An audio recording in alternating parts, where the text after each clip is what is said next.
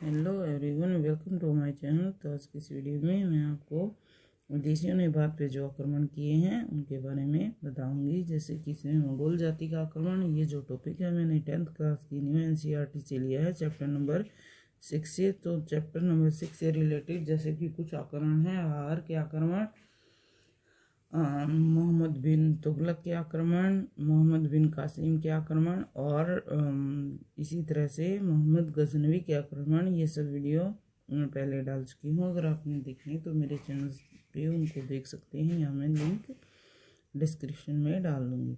तो इसमें लास्ट जो टॉपिक रह जाता है वो मंगोल जाति का आक्रमण और बाबर के आक्रमण।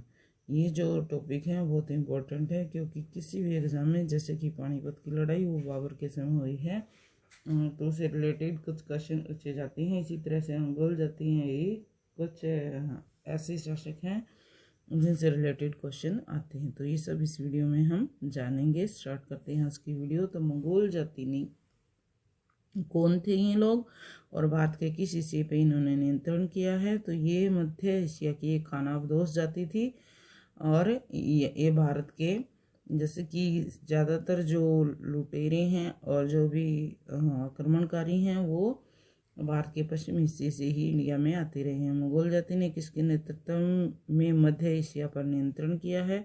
तो यह है चंगेज़ खान। चंगेज़ खान के नेतृत्व में इन्होंने मध्य एशिया पर नियंत्रण किया है। लाहौर को मंगोल जाति ने अपने अधिकार में कब लिया है? तो ये 1241 ईस्वी में व 1245 ईस्वी में मुल्तान को भी इन्होंने जीत लिया है।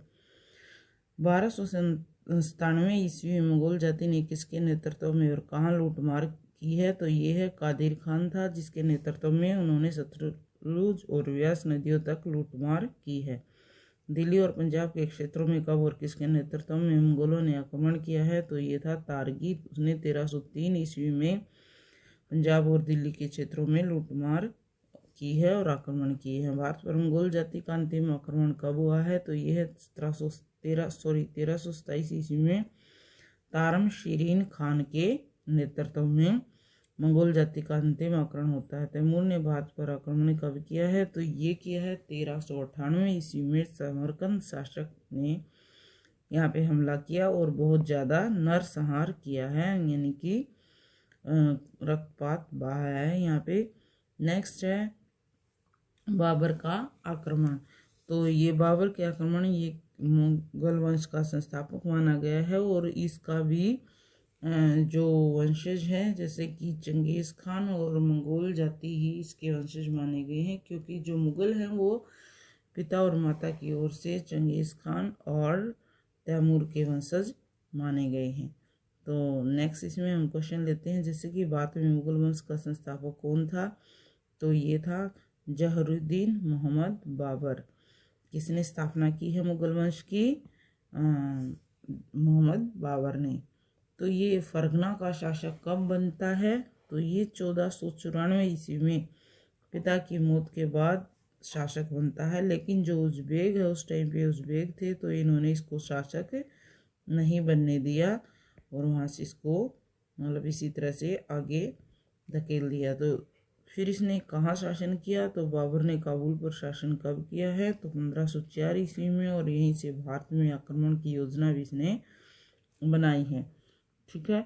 और फिर नेक्स्ट है जैसे कि पानीपत की पहली लड़ाई कब और किसके बीच में, जो बहुत ही ज़्यादा फेमस क्वेश्चंस है। इसके बारे में बार बार सभी एग्जाम्स में पूछा जाता है। जैसे कि पानीपत की जो पहली लड़ाई है 1526 ईस्वी में बाबर और इब्राहिम लोदी के बीच दिल्ली सल्तनत के लिए हुई है। ठीक है। तो कहाँ हुई है ये? पानीपत में। और कब? 1526 ईस्वी में। राजपूताना पर कब्जा करने के लिए बाबर ने आक्रमण किया है। तो ये किया है 1527 ईस्वी में राणा सांगा पर खानवा में। कहाँ किया है? खानवा में। और राणा सांगा पर 1527 ईस्वी में, यानी कि पानीपत की लड़ाई से अगले ही साल। फिर इसका आक्रमण किया है खानवा के युद्ध में। उसने किसको हराया? तो जिहाद का सहारा लेकर और मदिरा के प्याले तोड़कर सेना का बल बढ़ाया, क्योंकि यहाँ पे वो राणा सांगा से हारने वाले थे खानवा के युद्ध में। तो उसने क्या किया? बाबर ने अपनी सेना के मदिरा के प्याले तोड़ दिए और उनको उत्साहित किया युद्ध के लिए। तो इस तरह से इस युद्ध में उसने अपनी जीत हासिल की थी। चंदेरी का युद्ध कब और किसके बीच लड़ा हुआ था? तो ये लड़ा गया था 1528 ईस्वी में बाबर और मेदिनी राय के बीच में। बिहार पर बाबर ने कब व किसको हराकर सत्ता स्थापित की?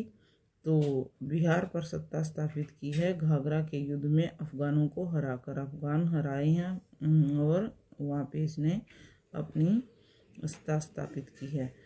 17वीं सदी में किसकी नीतियों के कारण मुगल साम्राज्य कमजोर हुआ? तो ये हुआ है औरंगजेब की नीतियों के कारण। औरंगजेब जो है एक महत्वाकांक्षी शासक था और उसे जो प्रजा है उसने उस पर इतना ध्यान नहीं किया, बहुत ज़्यादा अत्याचार किए अपनी प्रजा पर। तो इस कारण मुगल जो साम्राज्य है वो कमज़ोर हो गया। ईरान के शासक ने भारत पर हमला कब किया है? तो ये किया है 1739 ईस्वी में नादिर शाह ने। ये बहुत ही खूंखार शासक था और बहुत सारी चीज़ें ये भारत से लेके गया है। उस टाइम पे इसने बहुत ज़्यादा यहाँ पे लूटमार की है, जैसे कि मोहम्मद गजनवी और मोहम्मद गोरी ने की थी। तो इसी तरह से इसने भी यहाँ से भारत की कुछ फेमस चीज़ें उठा के लेके गया है। तो नेक्स्ट है नादिर शाह के आक्रमण के समय दिल्ली में किसका शासन था? तो ये शासक था उस टाइम पे मोहम्मद शाह रंगीला। रंगीला इस शासक को इसलिए कहा जाता है क्योंकि ये ज़्यादातर समय अपना भोग विलास में ही व्यतीत करता था और जो प्रशासनिक गतिविधियां है उन पे इसका ध्यान कम ही था। ठीक है, नेक्स्ट क्वेश्चन है जैसे कि मैंने लिखा हुआ है, मोहम्मद शाह रंगीला को नादिर शाह ने कब और कहाँ हराया? तो ये हराया है 24 फरवरी 1739 ईस्वी में करनाल के युद्ध में। कब हराया है? 1739 ईस्वी में करनाल के युद्ध में। नादिर शाह ने दिल्ली से क्या क्या चीज़ें चुराई और ईरान ले गया? बहुत सारी चीज़ें वो अपने साथ ले गया है। तो इसमें कुछ 2-3 चीज़ें ही हमने यहाँ मेंशन की हैं, जैसे कि प्रसिद्ध कोहिनूर हीरा जिसकी कीमत बहुत ज़्यादा थी उस टाइम पे भी, और दूसरा मयूर सिंहासन था, मुगलों ने बनवाया हुआ था। तो उस समय भी इसकी कीमत करोड़ों रुपए थी। ठीक है, करोड़ों में था इस सिंहासन क्योंकि रतन लगे हुए थे और हीरे मोती इसमें लगे हुए थे। तो उस टाइम पे करोड़ों का था। तो ये आज देखो इसकी कीमत क्या हो सकती है। नेक्स्ट है अहमद शाह अब्दाली ने भारत पे कब्जा कब किया? तो ये किया है 1756 ईस्वी में।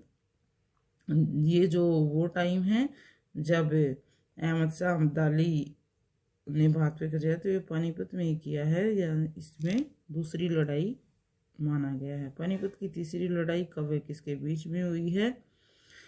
तो ये अहमद शाह अब्दाली और मराठों के बीच में 1761 ईस्वी में। नेक्स्ट है पानीपत की तीसरी लड़ाई में किसकी हार हुई? तो ये हुई है मराठों की। इस लड़ाई में किसको दिल्ली का बादशाह घोषित किया गया? तो ये किया गया है शाह आलम को। तो इस वीडियो में बाबर और उसके टाइम से संबंधित any question. So if you like my video, please share and subscribe my channel. Thanks for watching the video.